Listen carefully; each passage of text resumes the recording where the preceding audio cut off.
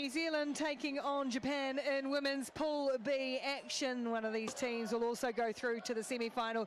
Just like those other groups, it's a straight shootout, win and you're in for either New Zealand or Japan. Japan have never beaten New Zealand, would now be the time. Japanese coming off their best start to the season with a quarter-final place, a 7th place finish in Dubai. New Zealand, of course, runners up in Dubai.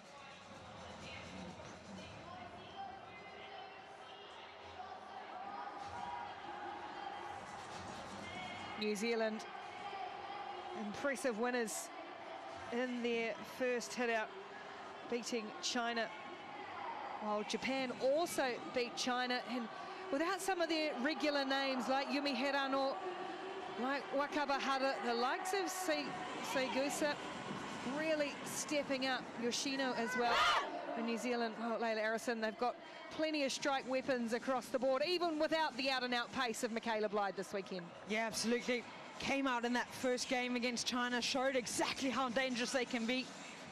They've done really well to kind of set up, you know, the development of the system, always have new players coming through, and probably some other nations struggling with that a little bit, but straight shootout, whoever takes this one, jeopardy on the line.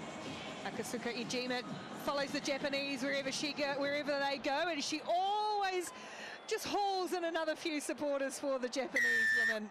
Oh, it's not hard to get support for the Japanese side. It's such an entertaining team to watch as kickoff's underway, and it's brought down by Georgia Miller for New Zealand. Zoe Nordiev, our referee in charge of this, just her second tournament, and what a moment for her to be able to referee at home.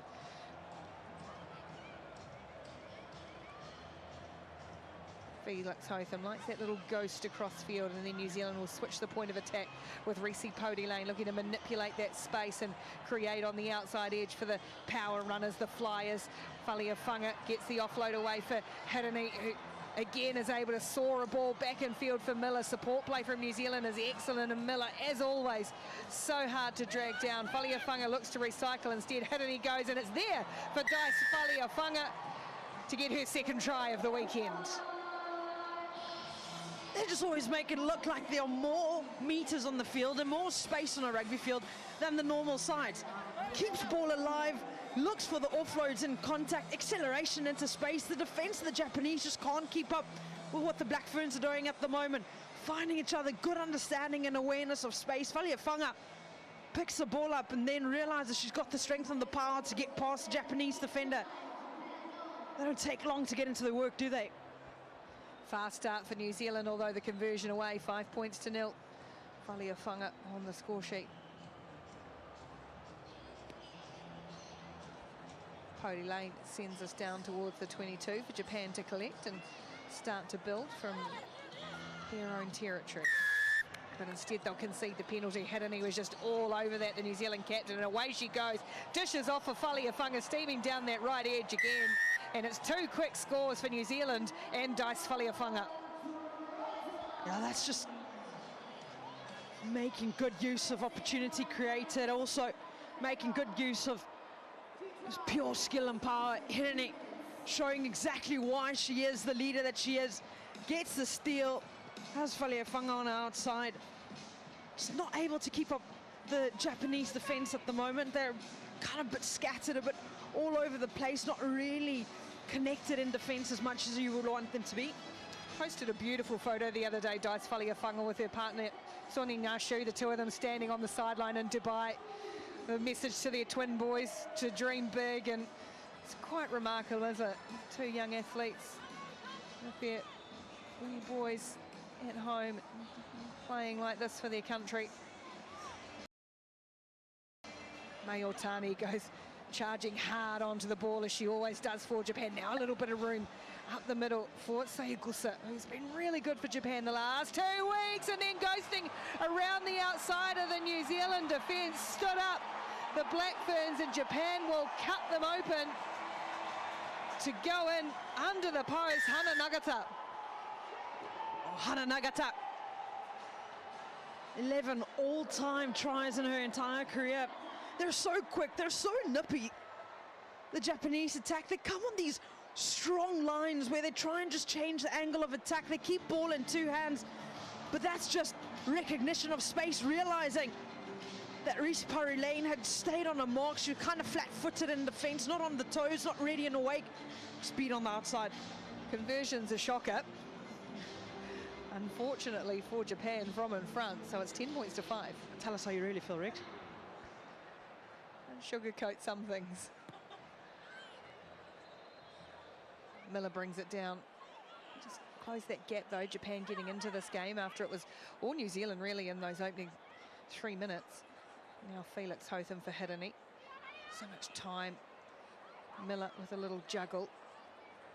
And then again it's the offload, and again it's Faliafunga, and this time she's going to have a bit more work to do. Goes into the defence hard. Good tackle made on Faliafunga. And again, New Zealand are able to get it away quickly to the player on the edge. And this time, though, Paul couldn't bring it in. So attack breaks down for New Zealand. Hasn't always looked as efficient, as effective as it usually does these first couple of tournaments. Just getting into the strides and just, you know, when it works, but just a couple of those moments, just overrunning the play a little bit. Felix Hotham did really well, kept ball in 2 hands, and then attracted the attention of 2 Japanese defenders closing in, and I was hoping for that link up. But then unfortunately, Paul just not able to get ball in hand. But as you said, they're just looking to get in their rhythm. Still a New Zealand team with a lot of change. Obviously, the retirements of Portia Woodman, Whitcliffe and Tyler King. Couple of injuries too. Taisha Ikanasio was a big part of the team last year.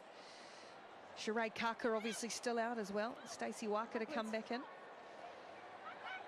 Like the Japanese who've got a changed up side as well. This woman though, she's been in the thick of the action for the past couple of seasons. Marin Kajiki always works hard, and again they've caught the New Zealand defence out. There's a big hole. Hirini's chasing. Big chase coming from the other side of the field though, and Paul, and it's a great chase from her to cut down the Japanese attack, but not before they've peeled off 70, 80 odd metres.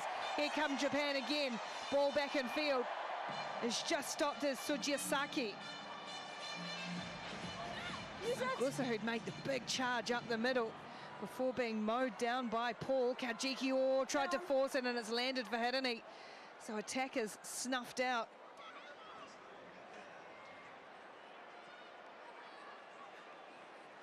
Felix Hotham working on the edge, Setefano in the middle. Miller, difficult pass.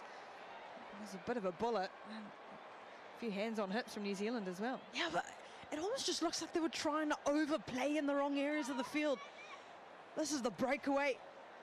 Made the run, got on the outside of Hirini. Unfortunately, just didn't have the gas, and coming in, it was Paul that chased down, got back, was forcing Japan to make a couple of more hits, a couple more runs, but Black Ferns are going to have to stop playing in the right areas of the field. Sit.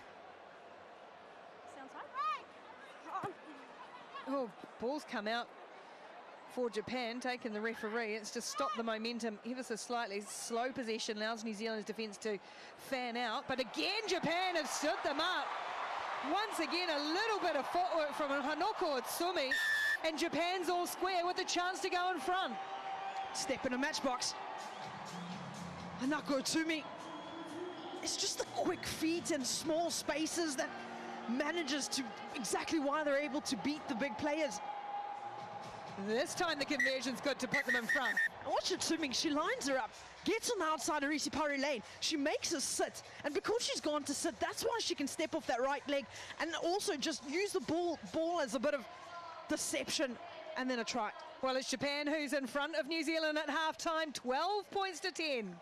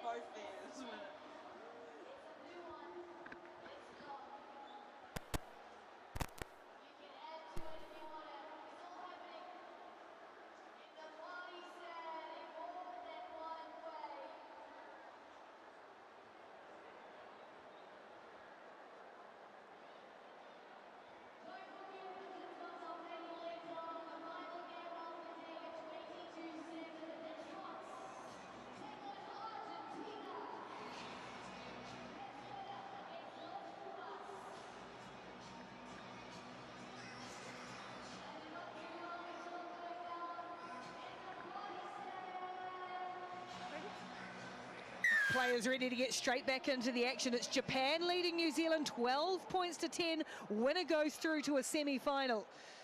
And it is New Zealand chasing, although that was awkward in the sun for Japan. No harm done. Oh, except there might be a bit with that shot. Good shot from Pody Lane on Otani.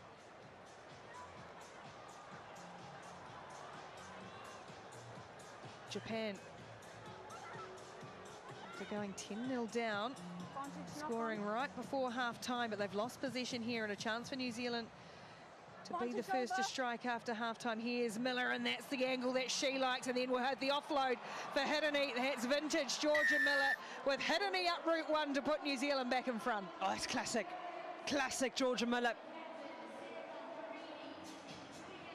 She really just knows how to carve up defense.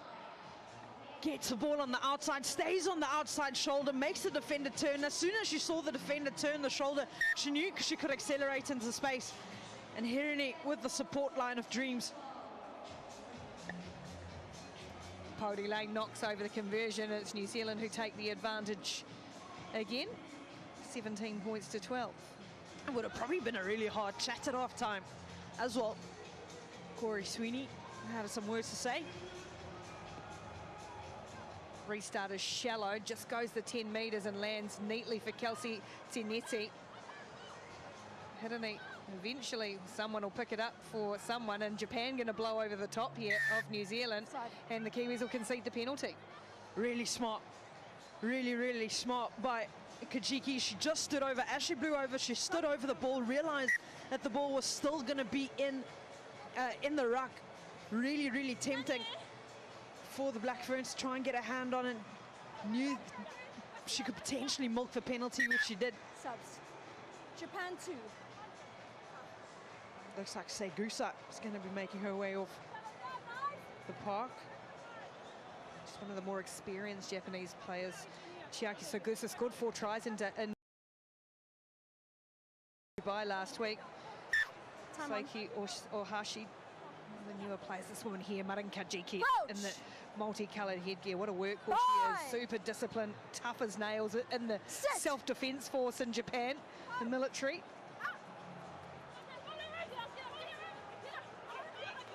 New Zealand swarming in though, and again physical. Pody Lane has got hands on this ball. Asking for the maul to be called. They all go to ground and New Zealand will get possession. Bullied in. Realised that they had the weight strength advantage. Got under. Please just push straight and don't and pull then out. went in, just held her up. Straight, knock down. Absolutely Yes, no work. Reese Pari Lane doing really well, just holding off, getting arms around. Then Georgia Miller comes in, calls for the maul, come in, and then eventually it is given. Chess. Sevens is sometimes an easy game to play, other times it becomes a bit like chess. This is the pool as it stands, so New Zealand win this game, they will go through to the semi-finals. Remember, no quarterfinals this weekend. Top of the log goes straight through. We've got the United States and France have advanced so far in the women's draw. Away it comes for New Zealand again, and that one spilled through the hands of Nuku. It's not as precise sometimes, New Zealand. Nuku, though, tidied this one up well and set herself away. Tinetti can't hold on to a ball dipping. Knock on, no advantage. I think the Black Ferns will be frustrated with themselves with the amount of errors that they've conceded in this game so far. Couple of knock-ons, balls not going to hand, and then unnecessary penalties also. So discipline not in favour of the Black Ferns at the moment. You can just see they conceded that one penalty, but it's all happened in really tight areas on the field where you don't want it to happen. Just granting Japan opportunity again with ball in hand. Set. This is where Japan can be dangerous too. They'll get a free kick from which to go. Striking from halfway. Over the 10-metre line they go. New Zealand can't get hands on ball. Kajiki all gets ball, and Manaya Nuku at the same time, but the tackle from Nuku just crept up. And that's another one of those penalties we spoke about, conceding in the wrong areas of the field.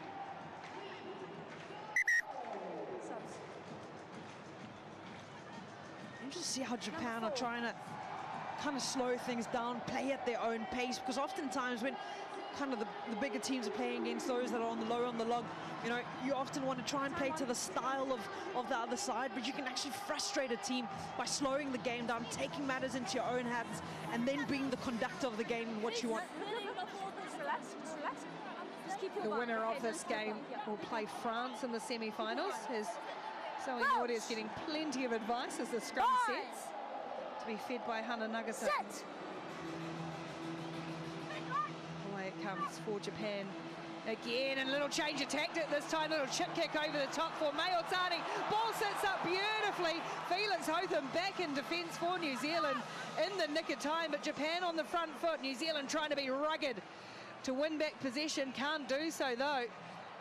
Well, maybe taking some tips from China, who twice scored from kicks against New Zealand. Japan really pressing here, having never beaten New Zealand, or just the tiniest of knock-ons on the ground. And it came from the double hit. The defensive work, Nuku, as well as Pari Lane just going in. Pari Lane looked to go for the steal, but in that dislodging the ball, that'd be frustrating. They would have really thought they were in for a shot now, Japan. Time on. I think that Japan is right. They're not the biggest side, but they're incredibly accurate at what they do. Scrum time, they're not looking to over scrum. They just want to get the ball in and out and play their system. Set.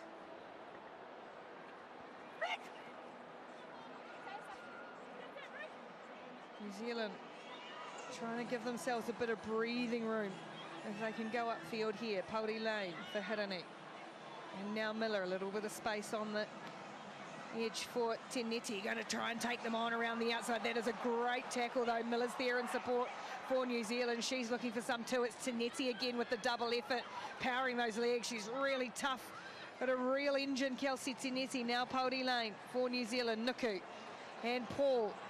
Mahina Paul barrels forward, offload pop for Manaya Nuku in New Zealand. Just as the pressure was coming on, things start to click exactly when they need them. Manaya Nuku with the try. I think the entire Black Ferns 7 squad collectively took an exhale, breath of relief, got upfield, gone through the processes, spread width to width, had a breakdown on the far right hand side, brought it all the way left, and the defense just far too tight to the Japanese, not making their hits. Manaya Nuku creating a bit of a cushion for the Black Ferns at the moment. 22 points to 12. Enough for New Zealand now with less than 30 seconds to play, but boy, had Japan been that next team, it was all on in the final minute.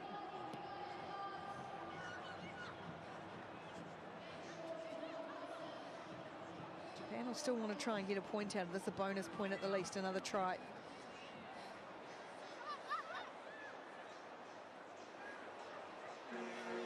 Siren goes. Just have to push now as Vahakolo into the field, didn't get back on side quite there, and is penalised. It's coming in from the side. Offside was one of the Black Ferns players, so conceding another penalty, allowing the Japanese to just have more ball in hand. It's not going to do much for the big game, but I mean, it does do something going into the next and the building in your standings too. Here's Rachel Bativakalolo back in the side for the first time in a while. Since Singapore last year, captain of the Tokyo Olympic team. Japan still going and still spinning out of tacos. Offload, oh, that's high. And that's going to be a yellow for Vahakolo, straight to the sideline. Got that wrong. Discipline is what the Black Ferns are going to need to look at coming for that semi-final against France. Vahakolo going to make the tackle, just not low enough. Seat back tackle, got an arm around the neck. It's going to be a yellow card all day. Really smart now from the Japanese to call that scrum. No, they've got one extra player on the park, so they can exploit the bit of space that there is. They can't win the game, but they can get another score and get a bonus point out of this game. In the final play, 7-on-6, Japan looking to exploit New Zealand's ill discipline.